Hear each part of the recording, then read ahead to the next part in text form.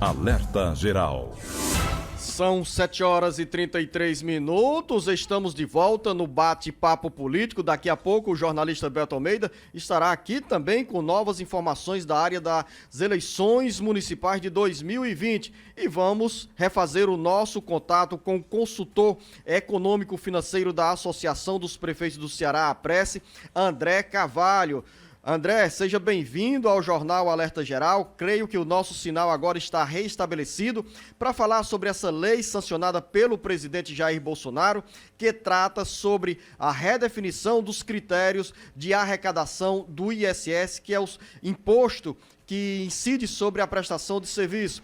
Nesse caso, a Associação dos Prefeitos tem uma boa expectativa sobre um bom impacto de arrecadação do ISS pelos municípios do Ceará, uma vez que hoje, André, quando o serviço é prestado por alguma empresa de outro estado, o ISS que deveria estar nos cofres de alguma cidade do Ceará vai para outros municípios brasileiros. Bom dia, André, seja bem-vindo ao Jornal Alerta Geral. Bom dia, Luzenor, bom dia a todos os ouvintes e a todos que nos acompanham pela internet. É um prazer participar em nome da Prece no Alerta Geral, programa de imensa audiência, né, no Brasil e no Ceará. E é lógico que essa pauta é uma pauta vencedora do movimento municipalista, né?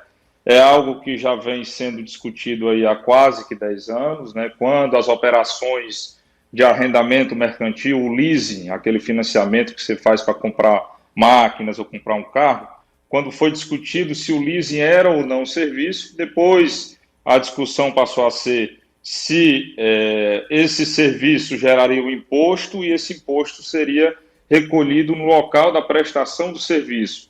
Então nós tivemos aí duas etapas legais. Uma lei em 2016, a Lei 157, que foi meio que, digamos assim, interrompida por uma ação direta de inconstitucionalidade no Supremo Tribunal Federal. Essa lei, lá em 2016, ela já concedia, né, o imposto para a cidade da prestação de serviço, mas arguída junto ao Supremo Tribunal Federal por algumas lacunas que ela deixou, Luzenor. Então, nessa lei agora de 2020, essas lacunas foram sanadas e, obviamente, que a expectativa é que, a nível Brasil, algo como 10 bilhões de reais sejam redistribuídos, né? Hoje o ISS, 65% do ISS Brasil ficam em aproximadamente 40 cidades, ou seja, há uma concentração muito grande, e essa lei permite que boa parte desse recurso, algo como 10 bilhões a nível Brasil, seja redistribuído, e a gente tem uma expectativa para o Ceará, que obviamente só vai se consolidar quando da aplicação, é que a gente vai saber de fato o seu impacto, mas que deve girar em torno aí de 200 a 400 milhões de reais a serem injetados aí nos cofres municipais. Tá? É importante... Oi. André, eu acabei por interrompê-lo porque eu tenho uma pergunta em relação aos 184 municípios do Ceará. Quais cidades seriam, ou quantas cidades seriam mais beneficiadas? Seriam aquelas cidades que hoje atraem mais movimentos, por exemplo, na área do turismo?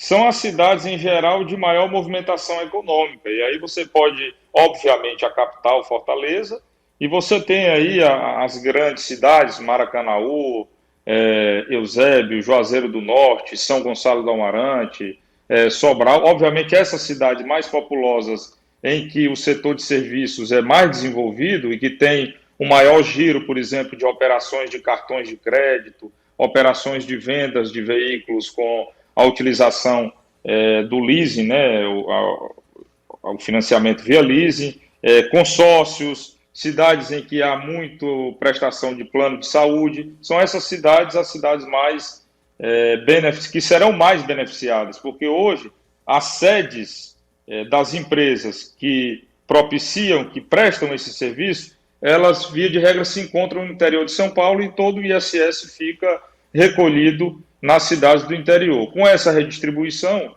né, haverá, numa transição, e é importante que se diga, Luzenor, isso aí não acontece de imediato, há uma transição prevista, né, uma gradação que se inicia em 2021 e termina em 2023, né, e há também toda uma etapa toda uma série de etapas a serem cumpridas, né? Nós temos um comitê gestor que deverá ser criado por entidades municipalistas que indicarão aí municípios do Brasil todo para discutirem como será essa operacionalização. Você veja que antes uma operadora de cartão de crédito, por exemplo, que recolhia o seu tributo numa única cidade, Barueri, por exemplo, agora terá de recolher em mais de 5.500 cidades do Brasil. Então é algo que não é simples de operacionalizar e por isso requer um comitê gestor, requer uma transição. São 7h39, nós estamos conversando no Jornal Alerta Geral, a partir da nossa FM 104.3 Expresso Grande Fortaleza, com outras 24 emissoras no interior do Ceará e também pelas redes sociais do Ceará Agora, nesta entrevista com o economista, consultor econômico financeiro da APRESE, que é a Associação dos Prefeitos do Ceará, André Carvalho. André, eu tenho outra pergunta agora de forma mais abrangente, que interessa principalmente ou diretamente os servidores dos 184 municípios do Ceará e, claro, interessa também aos setores econômicos como o comércio. Nós já estamos começando outubro e há uma preocupação em relação com a crise econômica provocada pela pandemia para quem vai receber o 13º salário lá no final do ano, em dezembro. Como estão, neste momento, os gestores municipais se preparando para esse desafio de manter as contas em dia, principalmente porque nós vamos entrar em uma transição. Muitos prefeitos estão encerrando o segundo mandato e irão entregar às prefeituras a aliados políticos ou então a adversários. Qual é a situação real hoje? Qual é o cenário que está sendo desenhado, projetado para dezembro deste ano em relação ao pagamento do 13º salário? Para responder diretamente essa pergunta, Luciano, é importante a gente fazer um alinhamento.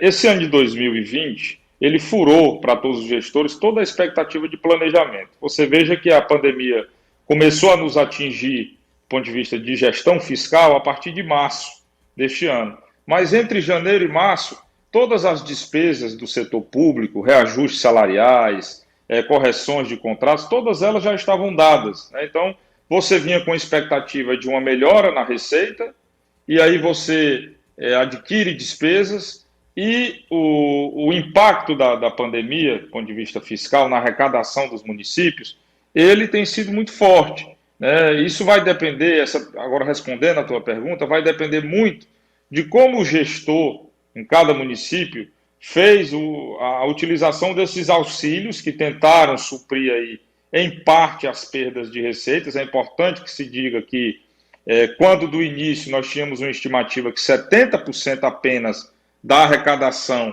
perdida com a crise seria reposta pelos auxílios, a coisa está sendo um pouco melhor, né, e gira em torno de 85%.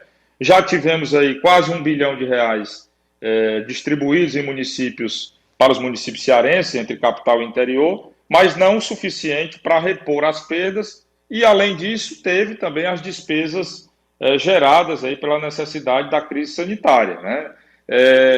É muito complicada a questão. Já seria bem difícil, Luzenor, você ter um planejamento de manter, digamos assim, para 100% dos municípios o 13º em dia, né? Eu lembro que a APRESE fez um levantamento há 2 anos em que, mais ou menos ali em setembro do ano de 2018, 60% apenas dos municípios teriam condições financeiras de honrar as suas folhas de pagamento em dia. Então, esse ano, acredito que a fração é mais ou menos essa ou menor, né, dadas as dificuldades e dada a reposição de receitas aí que não inteira, como eu acabei de explicar, em relação à perda de arrecadação provocada pela crise.